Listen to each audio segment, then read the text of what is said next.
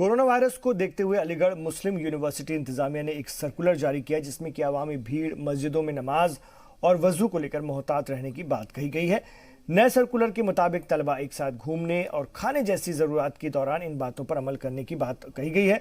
घर से वजू बनाकर आने के साथ ही मस्जिदों में एक रो छोड़कर जमात से नमाज पढ़ने का भी जिक्र है। एएमयू इंतजामिया की इस हिदायत की हिमायत मजहबी रहनुमाओं ने भी की है। उनका कहना है कि इस्लाम में सफाई और पाकीज़गी को आधा ईमान माना गया है, इसलिए इससे उन्हें कोई एतराज नहीं है।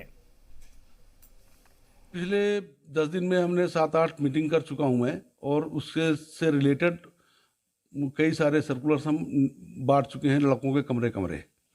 और हमारा मोटिव ये है कि लड़कों में भीड़ इकट्ठा नहीं होनी चाहिए जगह पे, चाहे वो डाइनिंग हॉल में हो, चाहे वो कॉमन रूम में हो, चाहे वो लाइब्रेरी में हो, और चाहे वो मस्जिदों में नमाज के वक्त का हो।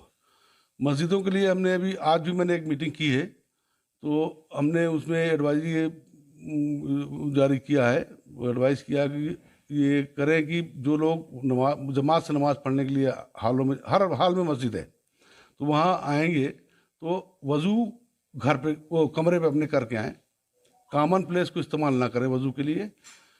दूसरा कि 2 रो के बीच में 1 रो स्किप कर दें, जिससे जो है वो हमारा मेन एम ये है कि क्राउडिंग नहीं होनी चाहिए। यहाँ तक ये एडवाइजरी की मस्जिदों में वज़ू करके आएँ और मस्जिदों में ज़ुकाम और खांसी ज़ुकाम बुखार वाले लोग ना आएँ, या मस्जिदों में सफ़ें दूर दूर रखें कि सांस एक दूसरे से अंदर दूसरे के ना जाए। ये शरीयत के नुक्ते नज़र से बिल्कुल ऐन मुताबिक है।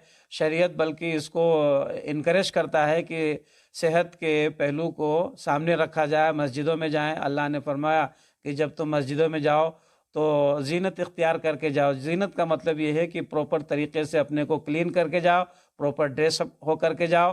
तो उसके तहत, और इस्लाम वैसे भी जो है एक नेचुरल और एक फितरत और इंसानी सेहत के मुताबिक उसके तमाम रूल्स रेगुलेशन है।